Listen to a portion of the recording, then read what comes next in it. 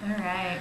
Hi, friends. Now we are on to chapter 3 of Forbiden Fruit, The Temptation of Edward Cullen by Becky Mac 666. This chapter is called Uncle Larry. Oh, Uncle Larry. Oh, Uncle Larry. Oh. He might be one of my favorite original characters in this work. He's such a way with words. Such a way with words, Uncle Larry. Okay. Just in awe. Alright. Okay. Author's note. Hi guys, hope you like this one. I'm quite proud of it. Thanks for the support from my friends. Love you girls. Glad you like it. Oh, and Vincent, you're so dumb. Of course Tia didn't go to Math Link in her bra. She's not a total ditz. One more time, don't read if you didn't like it. No freaking flames. What's the point of flaming people? There's no point, so F off. She was angry. Okay. I sat alone watching TV at Dave and Marie's house. I couldn't stop thinking about my encounter with Edward Cullen earlier that day. Once again, that Edward character. I don't know. Just pops in every now and then. I know, in right? Places. It's just like Edward's, what's it called when you have a alternate personality. He's like doppelganger. Yeah, there you go. It's his doppelganger. Okay. And so anyway, she couldn't stop thinking about her encounter with Edward Cullen earlier that day. He was so beautiful and sexoid with such amazing hair and eyes. I could hardly believe he had noticed someone like me. But I was angry at how he had made me feel, how I'd burnt like crimson hot flames when he touched me, and how he'd not listened to me when I told him to fring off, and how he dared to touch me at all when he had a anyway. Even if she was a mean girl with an ugly heart and not that hout. But no matter how much I try to hate him, I simply couldn't. Suddenly, the phone rang. Hello? Hey, is this Atlantiana? Yeah, who's this? I asked. It's...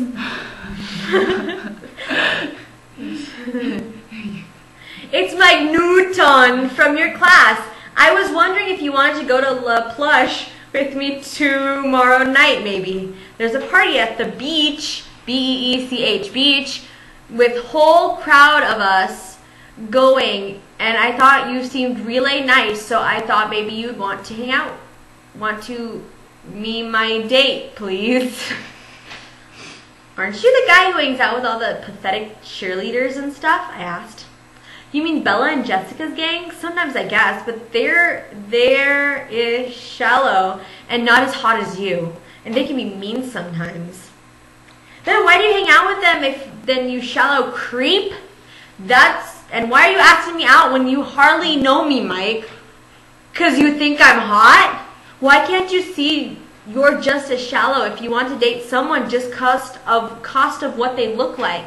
I'm not that pretty anyways, and even if I was, I'm so screwed up in the brain you can't even imagine. I have schizophrenia. That was added by me.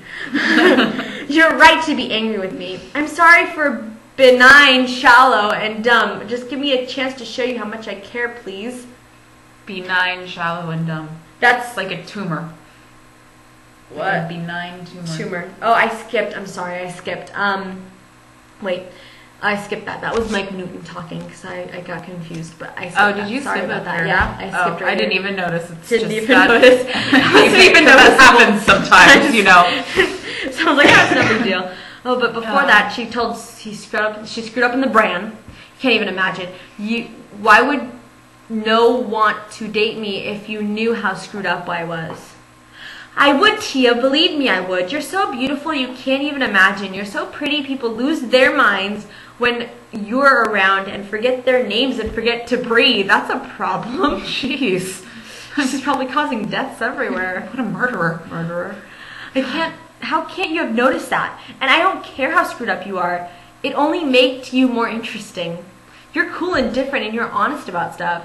You're right to be angry with me. I'm sorry for benign, shallow, and dumb. Just give me a chance to show you how much I care, please. Well, okay, maybe I'll go along if I don't have anything else to do, I said, not believing a word he said about how pretty I was. How dare he call me pretty? God, bastard. Makes me so angry. Makes me so angry when people just tell me that I'm so pretty. Jeez. Okay. Thank you, Atlantiana. Thank you so much. He sounded so happy I couldn't help but smile as I put the phone down, but my smile faded as I returned to my thoughts. Mike Newton was kinda cute and seemed like an okay guy, but he was nothing next to Edward Cullen. Even though I was angry with Edward.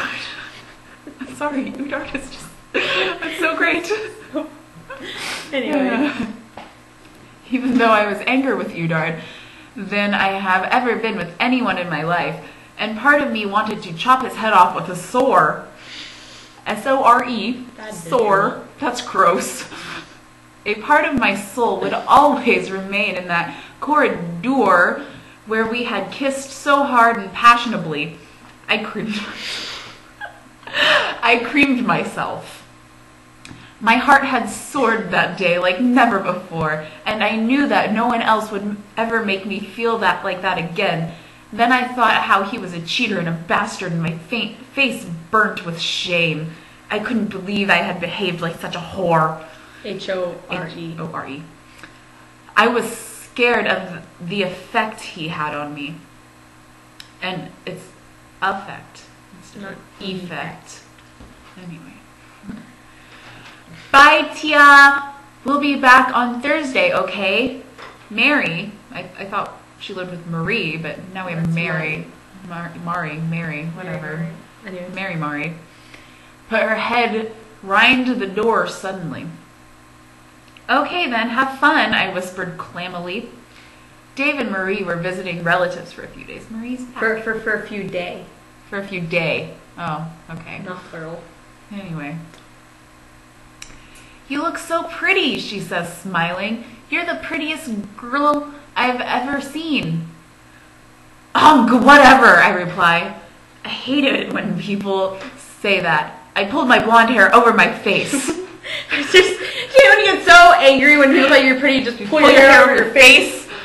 God! You make me so mad! Anyway. Where was I? There we are. I was wearing a short, hot pink dress with cut low with black lace frills at the bottom and black lace stocking. Just one stocking. Dave's brother Larry will be looking after you while we are gone. You'll be okay when we're gone, won't you, Tia? I hate to leave you alone like this. I don't need a freaking babysitter, you know. It was so embarrassing. I was so embarrassing I could look after myself. Marie smiles and leaves the house. Greeting, semicolon, Lantiana. My name's Uncle Larry, said Uncle Larry as he came through the door. He was a fat bald with tiny black eyes and a red face. Hey, I said. You're the orphan, aren't you, he says. Is it true you killed Kyled, your mother, when she gave birth to you? What? I cried, my eyes filling with tears. You're an evil bitch, aren't you? Go outside and wash my car, he shouts angrily.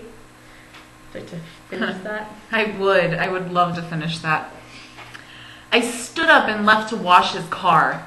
I got the soap and a bucket, afraid of what he would do if I refused. I'm just gonna stop there. If she has anger issues, even if she wouldn't care what he would do, she would just, oh my God, she would be angry. She wouldn't go, okay. Anyway. I went outside and started to wash Hush's car. It was a red Porsche. Never heard of that model. That must be a new one. He came outside and watched me, and I knew he was watching me. After a midnight, he came over and hit me hard across the face. Woofed! I shouted. He poured a bucket of water all over me and hit me again. I was wet and crying, and he started to rip my dress and bra off me and rip my clothes. He touched my naked breasts, and I tried to push him off me. I screamed at him, but he didn't stop. He bent me over the bonnet of his car and spanked me on the ass for half an hour. That's very precise again. It's very long, too. Right? And then he pulled my panties down and started to rape me. "Stop raping me," I cried, but he didn't stop. The pain was terrible, even tough. His manhood was small. I cred and cred, but he didn't stop for hours. And finally, when he stopped, he left me on the floor and spat in my face and left me there. I pulled my clothes on and crayed madly and ran off into the seething darkness of the midnight street. I ran and ran until I came to some woods, and then I fell down in the woods and crayed. You know, rape is not funny. It's really rape not. Rape is not funny. It's not. And we know that. And it's not right to laugh at rape. But when somebody is yelling, "Stop raping me!" it gets a little bit funny. I'm pretty sure that's not the thing that's gonna come out of your mouth when you're being raped. But stop raping me! She got the message across loud and clear. But obviously didn't want to be raped. Okay. Over the bonnet of a car. Over the bonnet of a car. Get water poured over her. Poured. After being spanked for half an hour. Anyway, let's continue. Suddenly, a blast of white light exploded in my head. In head.